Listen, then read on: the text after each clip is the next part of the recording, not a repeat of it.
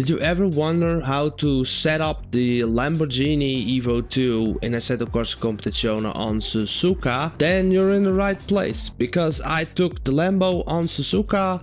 How do we get under this 2-minute lap time using different level setups? Oh, and by the way, you want to watch every time, don't just take the setups. The goal of this video is to understand what you need to change. If you just pick the setups and use it for a lot of different tracks, go ahead, but there is a lot of information and know-hows why I am changing these values, when to change them, and also to combine level 1 characteristics and level 5 together to make it more fitting to your liking. So let's get into it. So let's get into the setup level 1 for this awesome Lamborghini. Level 1. Let's have a look. This is just a preset, plus I added a little bit of rear toe to get rid of that snappy rear end, which is a little bit of a characteristic. What I also did is add some traction control too, because a lot of the pros say turn it off, it will hurt your lap time. But this back end of this car will be really slippery and slidey on throttle behavior, and if you use these values 4 and 4, it's really stable on the back on throttle behavior. Makes it so much more forgiving, and especially if you're a little bit of a beginner, this can really help you to gain some consistency, because this car is pretty quick overall. Mechanical grip, bunch of bump stop range in the back. This car will rotate nicely, so we can have quite some range on the back. I took a little bit of less range on the front to make it more safe. Also, brake bias pretty high, anti-roll bar pretty high on the front, and low anti-roll bar. This is all pointing towards having a steady and safe setup. Dampers, these damper settings, we'll get into that later a little bit more. And the ride height from preset, Arnout's preset, it's probably something like this. Then it's just too much understeery from baseline, so we take minimum ride height on the front. Maybe there are some exceptions on different tracks. We need a little bit of that ride height to get it up a little bit for curbs or bumps or whatever. But yeah, let's look at the lap. So the first lap, it's super important that these first sector are being smooth. So look at the braking, how I'm actually playing to brake the car, push weight on that front wheels to get it rotating into corners. And this will already help if you brake for 1 or 5%. You can really, if you go back into the replay, you see the telemetry, you really touching the brakes will push it into these corners. Now with this level 1 setup, I really need to wait with the throttle to exit out of corners, and that is eventually gonna hurt our lap time, but because it's pretty understeery by nature in this level 1 setup.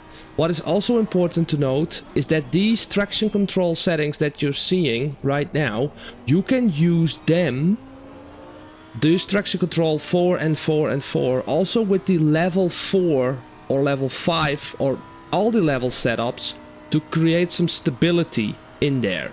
So I will get into that later as well. Yeah, so have a look at this lap and see how we're really trail braking to make the car rotate. Over here as well, we really need to wait and wait and wait to get on throttle. But this setup, this level 1 setup, is super freaking safe, and you can take this pretty much everywhere where you need to rely on that rear wing, because it has a pretty low top speed with the high wing, but the acceleration kind of makes up for it in the corners as well. So if you're starting ACC, then this is a really proper setup, because look at the lap time we're doing. We're actually getting almost a 202, and yeah, just know that in hot lap mode this lap time is in this. Let's go to the level 2 setup. I took a little bit less toe on the back. this is gonna promote a little bit overall rotation through the corners. I decreased the ABS to increase some braking performance, but we keep sticking with the traction control 4 and traction control 2 we keep at 4 as well. And what we also did is we got a little bit less of that brake bias. All these values are still the same for the rest. Dampers the same. And we got an extra ride height. Now the ride height is the baseline. The brake bias is gonna make rotation on corner entry. And we're also using less ABS to stop the car a little bit quicker. Let's go to the lap. So the level 2 setup. This first corner I'm actually nailing pretty freaking good, because there's a little bit more rotation in the car. It will turn in a little bit better, and it's actually also very stable. And I really feel this level 2 setup you can also carry to a lot of different tracks. Now, important to note is that with this high traction control settings, you don't have to be so careful on the back end. And as I'm warming up in this like hot laps that I'm doing to show you how we decrease lap time a little bit, I'm actually becoming lazy with these traction control settings. So with the next lap I'm actually struggling a little bit more to get like plant the car and be careful on throttle. Now, and that's also counts for this corner. I think it's a really hard corner to nail perfectly every time, so I'm losing a 10th over there with the setup, but you should overall be quicker with this setup. So, and I want to talk about a little bit about the dampers, because I'm taking like the bump and the fast bump I take like 10-20% ish, and the rebound like 90 or 80%. A lot of people say you need to min-max it out for the maximum performance, but I always feel like a little bit staying away from the absolute maximum makes it a little bit more like forgiving in a certain way. So I never go with this min-max damper setting. Sometimes I do, but I don't really feel the benefit. The car just gets a little bit more rough in my opinion. So this lap we get like 201, and let's go to the level 3 setup. Now we get into some pace over here. So if we get these values are still the same, we're not gonna change these anymore. You can go max caster, whatever. We're taking even less traction control, and we take a little bit of that front anti-roll bar off. We increase the rear anti-roll bar. We dropped the wheel rate by 1 click on the front. We decreased the bump stop ranges on the back.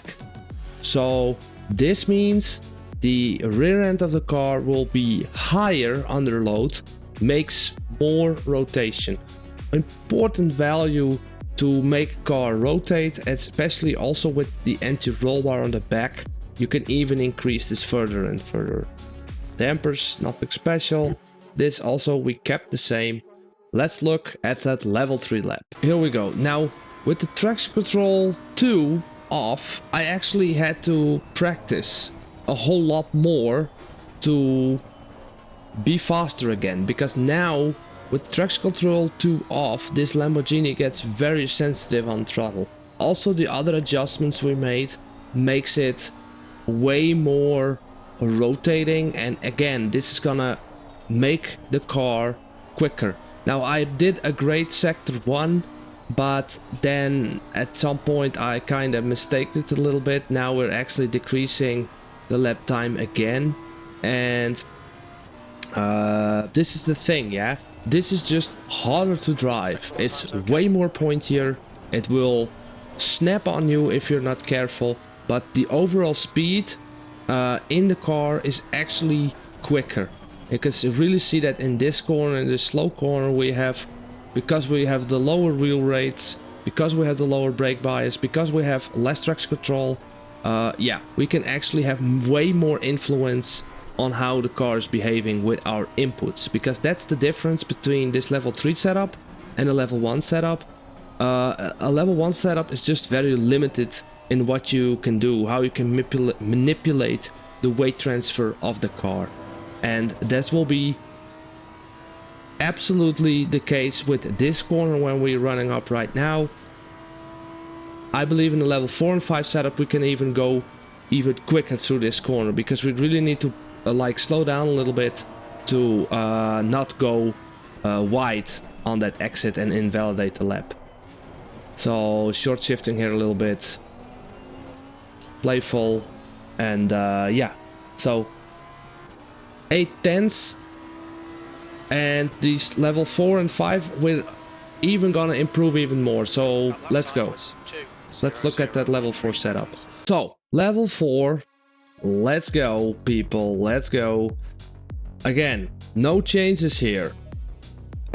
Even less traction control on the traction control 2 now, and less anti-roll bar on the front, less brake bias, more range, bump stop range on the front, and less wheel rate on the front. So now we are hitting throttle, and the front of the car will just, the front wheels will bite faster, making it better on the braking, making it have like more grip as soon as we hitting the brakes. So it will also be more sensitive. The absolute positive thing about this car is, especially with the high wing, under braking it will not snap oversteer into you that quick, so we can even push this farther. But yeah, this is just how it is now. And dampers and aero, it's still the same. Let's go to the level 4 lap.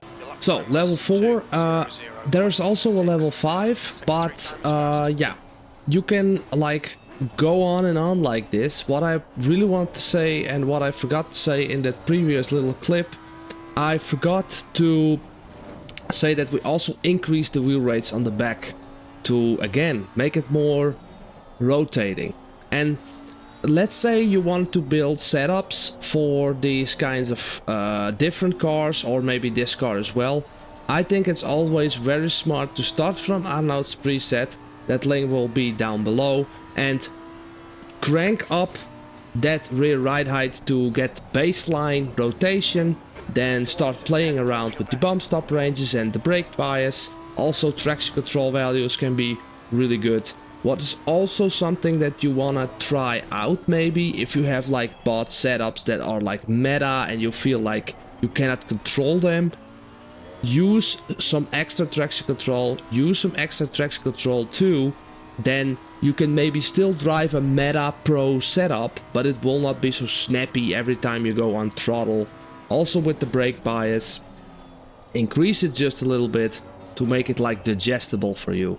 Now you can see how I'm like really using the steering wheel to push out this few tenths of a lap. Now the real gains what we have compared to level 3 and level 4 setup is this corner. Look at the delta. Look how fast we are in this corner with just these changes on the bump stop range and the wheel rates. So we're like getting the overall lap is pretty much the same. It's overall more sensitive on the whole lap, but this last corner we are actually 3/10 faster. We're actually going into the 59s, which is a record for me, and I still have that level 5 setup to go. So let's go to that level 5 setup. Basically tires, electronics, this is everything the same from level 4. The only thing I've changed here is front anti-roll bar. I pushed that down with 2 clicks, and I also increased the anti-roll bar with a few clicks, and also the preload differential I increased. The rest of it is just still the same. And yeah, so you can like use this level 5 setup and push down, push up all these traction control values and see how it works then for you. Because I really feel like maybe this front anti-roll bar can drop even more. And there's also a case of saying, you know what, I'm gonna go for even more ride height and a little bit more bump stop ranges. This will be all different. Let's go look at that last lap. Now, this last lap, absolutely a world record for my pace. So also important to note that this is the hot lap mode where I'm showing you the setups. I built this actually in a free practice mode, like trying different things out. The biggest downside of this Lamborghini is its top speed, but the acceleration is pretty freaking decent. Now, this first sector, we absolutely nailed it really good, and over here with this stiffer anti-roll bar, we can actually, like, we have a little bit of a subtle more rotation on throttle, which is acting out really nice. And yeah, so, and it's actually also very, like, sensitive on throttle, so it's very important if you're driving this level 5 setup that you be sensible on throttle. But I think it's very important that you that you move toward this level 5 setup so you can actually get a more feel for your throttle behavior. And yeah, so no LFM BOP in this practice session. So in reality, let's say on a real LFM server, let's say, I would say we're like maybe a half second slower, but I'm not really sure what the weight is at the time of recording. So again, here as well, we have so much grip, we have so much power, we have so much speed in this corner as well, same as the level 4 setup. And I actually really think that I can still improve in this chicane section. But yeah, a little bit of a correction here. 159.5, which is absolutely amazing. Really fast lap time. So yeah, this is it, mate. Now if you like this kind of content, please hit that like button. And also, please consider subscribing. I want to thank everybody who's been supporting the channel. See you in the next video, guys. Bye.